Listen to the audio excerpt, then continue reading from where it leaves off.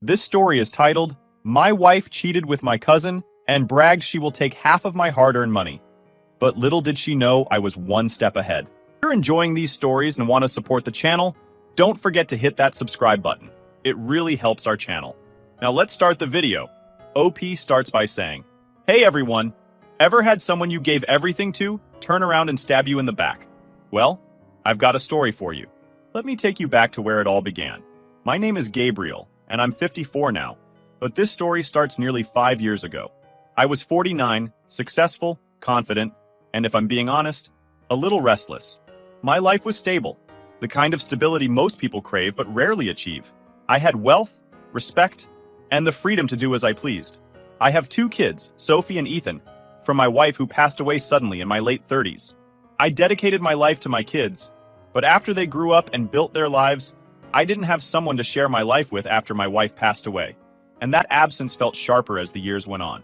I wasn't entirely alone, though. My cousin Marco, 39 male, had always been there for me, almost like the brother I never had. We grew up together, inseparable as kids, and over the years, he became a trusted part of my inner circle. Marco wasn't just family. He was someone I could lean on, someone I thought I could always trust. Although was a master of charm but a disaster in execution, jumping from one failed venture to the next, a boutique that folded, an app that vanished. We always laughed about it. Then I met Christina. It was at a charity gala in the heart of Manhattan, one of those events where everyone was there to rub elbows and prove they belonged. I wasn't expecting anything beyond another night of polite conversation and calculated networking. But then she walked in. Christina was radiant. At just 24, she had this effortless charm that drew everyone's attention.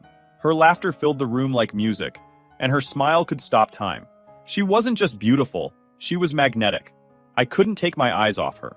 When I finally mustered the courage to approach her, I felt like a teenager again, nervous and unsure of myself. Gabriel, I said, extending my hand, trying to hide the fact that my heart was pounding. Christina, she replied, her voice light, her handshake firm. There was something in her eyes, a spark that made me feel like I was the only man in the room. We spent the rest of the evening talking. It didn't matter that she was younger than me, or that we came from completely different worlds. In those few hours, it felt like we'd known each other forever. She told me about her dreams, her love for travel, and her hunger to experience everything life had to offer. I was captivated. Over the next few months, our relationship blossomed. Christina had this ability to make the mundane extraordinary. A simple dinner felt like an adventure. A quiet evening at home felt like a scene out of a romance novel. She made me laugh, she challenged me, and for the first time in years, I felt alive. I introduced her to my world, and she embraced it eagerly. Christina loved the finer things, luxury cars, private jets, and 5-star hotels. But it didn't feel superficial at the time. She made me believe she loved me, not just the life I could provide. Looking back, I wonder if that was the first lie I told myself. Over the months, she also met everyone important to me, including Marco. He was his usual charismatic self, charming her with his easy jokes and warm demeanor. Christina fit in with my family effortlessly, or so I thought at the time. I remember feeling a deep sense of pride watching her laugh at Marco's stories. Like the 2 most important people in my life were forming a bond of their own. Speaking of Marco, since Christina entered my life, Marco was pushing his latest project, a nebulous tech startup he claimed would revolutionize data security. He talked about it incessantly at family gatherings, peppering his pitch with buzzwords like disruption and synergy, but never offering a clear explanation of what the business actually did. His persistence, however, began to wear me down. I'd spent years dodging his pitches, but when Christina started championing his ideas as well, I began to reconsider. You should really think about it, Christina said one evening, her enthusiasm infectious. Marco's on the verge of something big. He just needs someone to believe in him. Her words planted a seed of doubt in me. I didn't trust Marco's track record, but I trusted Christina. I wanted to support him, to give him the chance he kept asking for. She was my good influence. She made me love her more through these kind moves for me to strengthen my connections with my beloved ones. It wasn't long before I proposed. I spared no expense. A candlelit dinner on a yacht in the Mediterranean, a custom-designed diamond ring, and a string quartet playing her favorite song. When she said yes, I felt like the luckiest man alive. Our wedding was a grand affair, held in the gardens of our estate in the Hamptons. Every detail was perfect, from the flowers imported from Holland to the celebrity chef who prepared the menu. As Christina walked down the aisle, a vision in white, I thought to myself, this is it. This is my forever. The first few years of our marriage were blissful. We traveled the world, spent lazy weekends in our penthouse overlooking Central Park, and hosted extravagant parties that were the talk of the town. Christina had everything she could ever want, and I made sure of it. But even then, there were signs. Small, almost imperceptible cracks in the facade. She'd occasionally make comments about wanting more excitement, or joke that I was too predictable. I laughed it off, chalking it up to her playful nature. After all, I was giving her the world. What more could she want? I didn't realize it then, but those cracks were the first warnings of what was to come. And I, blinded by love and trust, ignored them all. It's funny how love can make you blind. It makes you see what you want to see, hear what you want to hear, and believe what you want to believe. And for those first few years, I believed with all my heart that Christina loved me as much as I loved her. But love, as I would later learn, is not always enough. Sometimes, no matter how much you give, it will never be enough for the person who doesn't know how to appreciate it. And Christina, as I would come to discover, was that person. The cracks in our perfect life were only the beginning. What came next shattered everything I thought I knew about her, about love, and about myself. But at the start, all I saw was the beauty, the joy, and the promise of a lifetime of happiness. Christina was my everything. I just didn't know how much that everything would cost. After our grand wedding, Christina and I settled into what I thought was a perfect life. I worked tirelessly to ensure we had everything we could ever want. Money wasn't just a tool. It was my love language, my way of showing her that she mattered more than anything. And Christina? She thrived in the world I'd built for her. Our penthouse in Manhattan became her playground. It overlooked Central Park, a view she adored. She'd stand by the window, gazing at the city lights and say, "Gabriel, you've given me a dream." It felt good to hear that, like my hard work was validated. I wanted her to be happy, and every time I saw her smile, it felt worth it. Christina quickly grew into the role of a socialite. She became the centerpiece of every party we hosted, the woman everyone admired and envied. My world became hers, and I was happy to let her take the spotlight. We traveled endlessly, weekends in the Hamptons, summers on the French Riviera, winters in Aspen. Her favorite destination was La Romana in the Dominican Republic. She loved the exclusivity, the private villas, the turquoise waters. For years, it felt like we were living a fairy tale. But even fairy tales have shadows. The first signs of trouble were subtle, almost too small to notice. Christina had always been outgoing, but over time, her nights out became more frequent. At first, it was with friends from the charity circles, people I knew and trusted.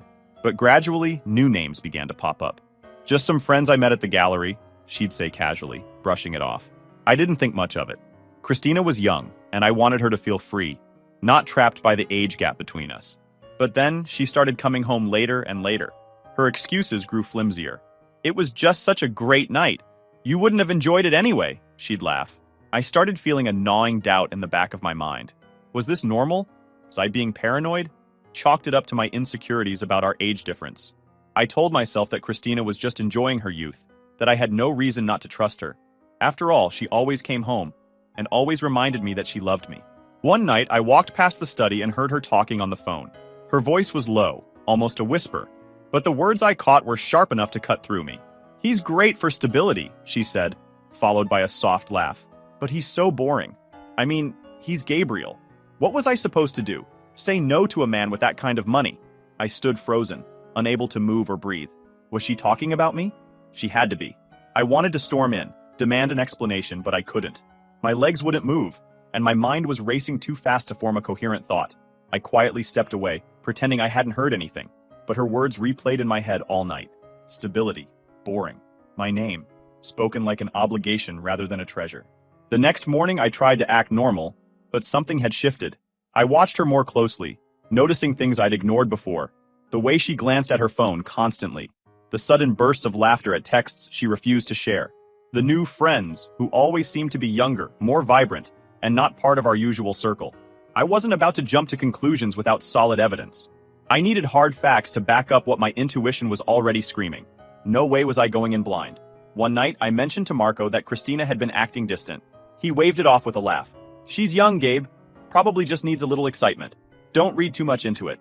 His words reassured me, and for a while I convinced myself he was right. However, it wasn't long before the proof began to appear. One evening, while Christina was in the shower, her phone lit up with a message.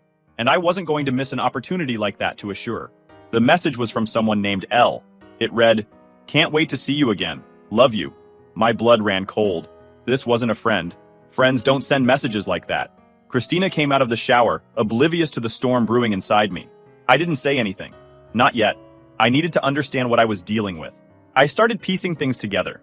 The late nights, the cryptic phone calls, the way she'd been pulling away from me emotionally. It all pointed to one thing. Christina wasn't being faithful. Another straw came during a family dinner at my cousin Marco's house. Christina had always been friendly with my family, but that night, her laughter with Marco felt different, too familiar, too intimate. I noticed the lingering glances, the inside jokes I wasn't a part of. There was a moment when all of us came inside the house. They stayed for a while out, saying that they're coming. Once I noticed her absence, I went to check on her. There she was, standing too close to Marco, smiling with shyness. And he was getting closer. I immediately called on her with a steady and firm voice. I almost ruined the whole night, but I was too wise to act childish. I had my own other ways. Obviously, it didn't take long for me to notice that there was something between them. Any awake man would notice. The betrayal wasn't just with strangers. It was with someone I trusted, someone who shared my blood, my cousin. The realization left me breathless and furious. This wasn't just about infidelity. It was about betrayal on a level I hadn't imagined. But still, I said nothing. I needed time to process, to figure out my next move. This situation required precision. I had spent years building a life of stability and control, and now everything felt like it was spiraling out of my hands. The cracks in our life of luxury had widened into fissures, and I knew it was only a matter of time before everything came crashing down. But if Christina thought she could get away with this, she underestimated me. After that dinner at Marco's, the pieces of Christina's betrayal began to form a picture I could no longer ignore. The woman I had given everything to, the love of my life, my partner, had been lying to me. And the lies weren't just small ones. They were deep, calculated, and cruel. For days, I lived in a haze, alternating between heartbreak and rage. My mind replayed every suspicious moment, every strange look she exchanged with Marco, and every late night she couldn't explain. I didn't confront her immediately. I wanted more evidence. Maybe it wasn't Marco. Christina's phone became a goldmine of damning proof. Late one night, while she was asleep, I finally worked up the courage to unlock it. My hands trembled as I scrolled through her messages, but what I found made my stomach churn. There were texts from Marco L. I knew it was him. She mentioned his name in one of their conversations. Explicit, vulgar messages that left no room for doubt. They joked about their stolen moments, their plans to meet up while I was working late. It felt like a dagger to the chest. I'd given her the world, and this was her gratitude? And with Marco of all people, my cousin, someone I'd grown up with, trusted, treated like a brother. But it wasn't just Marco. There were others. Flirtatious exchanges with strangers whose names I didn't recognize. Messages confirming rendezvous at upscale hotels I'd never been to. Christina's hunger for excitement extended far beyond what I could have imagined. That night, I sat in my office. In front of me lay a folder filled with evidence. Messages, photos, every damning lie Christina thought she'd hidden so well. For a moment, I let myself feel the weight of it all. The years I'd wasted. The love I'd poured into someone who never truly deserved it. I exhaled, slow and deliberate, then slid the folder into the safe. Not yet. Confronting her now would be satisfying. Oh, it would feel good to see her squirm, but it wouldn't be enough. I needed precision, strategy. I needed to dismantle her life the way she tried to dismantle mine. Carefully, deliberately, and with no room for recovery. Just as I was closing the safe, my phone buzzed on the desk. It was Charles, my oldest friend. He wanted me to come to dinner. My first instinct was to decline. After all, what was the point? For so long, I'd wrapped myself in a cocoon of work, home, and Christina, shutting out everything and everyone else. But something stopped me. Maybe it was exhaustion, or maybe it was the faint whisper of a life I used to have, one filled with people who genuinely cared about me. Over the next few weeks, I moved methodically. I met with my lawyer, transferring assets out of our shared accounts, and ensuring Christina's access to my world was slowly but steadily cut off. She hadn't noticed yet, too preoccupied with her endless girls' nights and frivolous shopping sprees. Each small step felt like a victory. When the joint credit card declined for the first time, I felt a flicker of satisfaction. That evening, Christina stormed into the penthouse, feigning confusion. "Gabriel, there must be some mistake," she said, waving the card in my face. "I'll look into it," I replied, keeping my tone calm, almost disinterested. She didn't press further, too proud to admit the humiliation. But it wasn't about the money for me. It was about breaking the trust in everything I gave her. Little did she know, this was only the beginning. Then, I started to clean things up with Marco first, since this trustworthy guy left me no choice. His smug demeanor, his constant hovering around Christina, and the subtle way he always steered conversations back to his business, it was all too calculated. When I finally pieced it together, I decided to confront him directly. No theatrics, no warning, just the truth, raw and unvarnished. I called him to my office one evening. He walked in, all false confidence and casual arrogance. "What's up, cousin?" he said, easing into the chair across from me, like we were just catching up over coffee. I didn't waste time. "Cut the act, Marco. I know what you've been doing." He froze for half a second, just long enough for me to see the flicker of guilt in his eyes. "What are you talking about?" "You and Christina," I said, leaning forward. "The late-night chats, the secret meetings, the way you've been using her to push your business agenda. Do you think I'm blind?" Marco smirked, a defense mechanism I'd seen him use 100 times. "Come on, Gabriel. You're reading too much into this. Christina's just been supportive of my work. She knows how much I've been struggling to get investors. And she thought I might what?" I interrupted, my voice like ice. "Invest in your scam because she asked me to? Because she warmed me up to the idea while you were, what? Sharing secrets? Sharing more?" Marco's smirk disappeared, replaced by a forced calm. "You're making it sound like—" "Don't insult me by playing dumb, Marco," I snapped. "You've been working this angle for months, using my wife, to line your pockets. What kind of man does that to his own family?" He shifted uncomfortably in his seat. "You're overreacting," he said, but the tremor in his voice betrayed him. "Christina and we've just been talking, Gabriel. That's it. Talking? Then why does she have your name saved in her phone under a code? Why do I have messages from her saying she'll make sure I see the value in your garbage startup?" Marco's face flushed, his composure cracking. "Look, I didn't mean for this to—" "You didn't mean for this to what?" I demanded, standing now, my fists clenched at my sides. "To blow up in your face? To get caught? You think I don't know what kind of man you are? You think I don't see how you've been manipulating her and trying to manipulate me?" He stood too, trying to save face. "You've got it all wrong, Gabriel," he said, his voice rising. "Christina came to me. She's the one who—" "Don't you dare try to blame her," I said, cutting him off. "She's guilty, yes, but you? Your family. You knew exactly what you were doing, and you did it anyway." For a moment, we stared at each other, the air between us heavy with years of shared history, now shattered by betrayal. "You're going to regret this," his tone laced with a hollow threat. "No, Marco," I replied coldly. "The only one who's going to regret this is you. And by the time I'm done, there won't be a single person willing to touch your business or your name." Marco stormed out, slamming the door behind him, but his anger didn't faze me. If anything, it only fueled my resolve. I knew the next confrontation would be even harder, but I wasn't going to back down. Christina had to face the truth next, and this time, there was no escaping it. Now for Christina, she had built a web of lies, and I wasn't about to walk into it blindly. I needed to think this through. If she thought I was going to crumble, she was wrong. I had one advantage she didn't realize. I'd been planning for this moment long before it even happened. The annulment papers sat in my office safe, untouched, since the day I signed them nearly a decade earlier. I'd had them drawn up during our honeymoon in La Romana, back when I was still in the honeymoon phase, literally and figuratively. It wasn't because I didn't trust Christina back then. It was because I knew the risks of being a man in my position.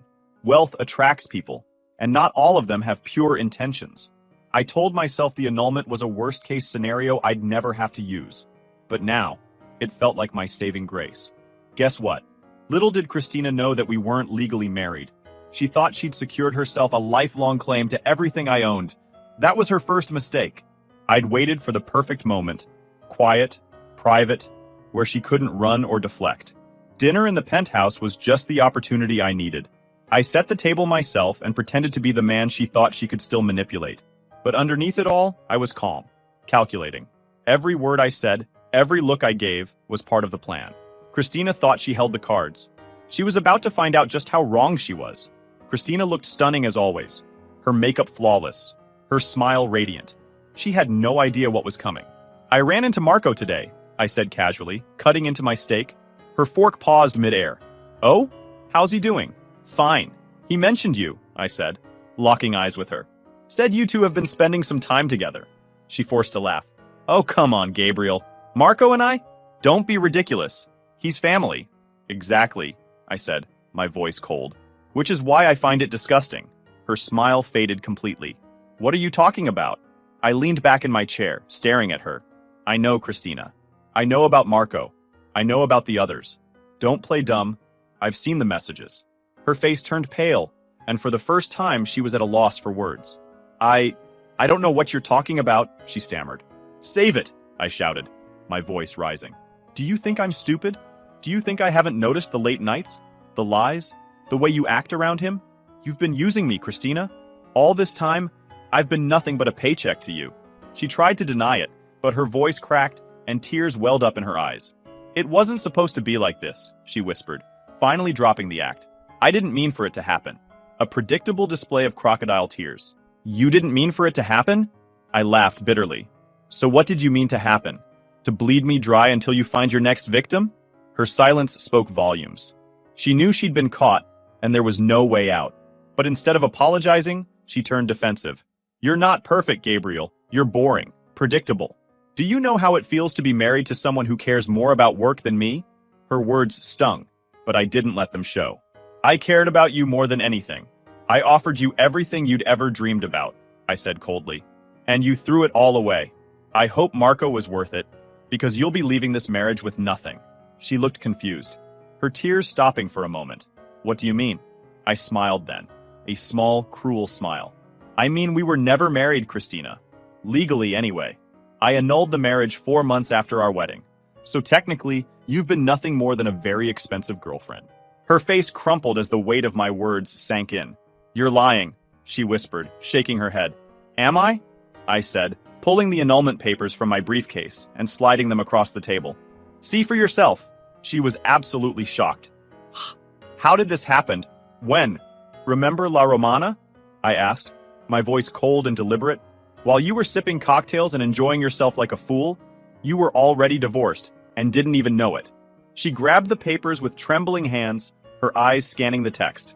When she looked back at me, her expression was a mix of shock, anger, and despair. You bastard, she spat. No, Christina, I said, standing up. That's you. And now, we're done. I walked out, leaving her sitting there in stunned silence. The war wasn't over yet. The fallout of her betrayal was just beginning. Or to Sir... Christina's screams echoed in the penthouse as I closed the door behind me. I didn't care. For the first time in a decade, the weight of her presence was gone, and I felt strangely calm. I had no idea where to go. My home, my sanctuary, had been tainted by her deceit. So I decided to go to the one place where clarity had always found me, the office. The next morning, my lawyer called. Gabriel, are you sure you want to do this publicly? He asked, his voice cautious. We can keep it quiet. Settle everything behind closed doors. No, I said firmly. She doesn't deserve quiet. I want her to feel the consequences. And consequences, she felt. The annulment papers were just the beginning. I removed her name from everything. Cars, properties, even the shared memberships to exclusive clubs. By the end of the day, Christina's life had gone from penthouses and private jets to 4 suitcases and a guest room at her friend's apartment. Within days, she was calling me incessantly, leaving voicemails that ranged from tearful apologies to outright threats. You can't do this to me, Gabriel, she sobbed in one message. I gave you the best years of my life. Loved you. I laughed bitterly, deleting the voicemail. The best years of her life? Maybe. But she'd spent those years siphoning everything she could from me while chasing her thrills behind my back. Love didn't even enter the equation. What was she waiting? For me to die and live happily ever after, with my cousin using my money? The more desperate she became, the more I realized how much power I had taken back. But the fallout wasn't just financial. Christina's betrayal had cracked open my personal life in a way I hadn't anticipated. Friends and acquaintances began whispering. Some pitied me, while others saw an opportunity to get closer now that she was gone. It was exhausting, sorting out who genuinely cared and who was just curious about the scandal. I thought to get through this, I had to make things clear to everyone. So, the first step in moving forward was confronting the ties I had yet to sever. Despite the annulment, there were still lingering threads, shared acquaintances, unresolved financial entanglements, and the looming question of Marco. Christina might have been legally powerless, But socially, she was still trying to manipulate the narrative. I decided it was time to put an end to that. I started by calling a family meeting including my kids, something I rarely did. My family had always been complicated, tight-knit but riddled with its own politics. Marco, however, had crossed a line that couldn't be ignored. When everyone gathered at my home in the Hamptons, the tension was palpable. Marco arrived late, his usual bravado noticeably absent. He avoided my gaze as I stood at the head of the room, addressing the family. "I've called you all here because there's been a betrayal," I began, my voice steady. "One that involves not just my personal life, but the integrity of this family." The room fell silent. I laid out the facts: Christina's infidelity, Marco's involvement, the evidence I'd uncovered. Gasps rippled through the group as I showed screenshots of the messages. Cold, hard proof of their deception. Marco tried to interject, but I silenced him with a glare. "You've not only betrayed me," I said, my voice firm, "but you've brought shame to this family. Effective immediately, you are no longer welcome in my life, my home, or my business. Consider this your formal exile." The room was stunned. Marco stammered, trying to defend himself, but the damage was done. One by one, family members turned their backs on him, disgusted by his actions. By the time the meeting ended, Marco was effectively cut off from the family, just as I had planned.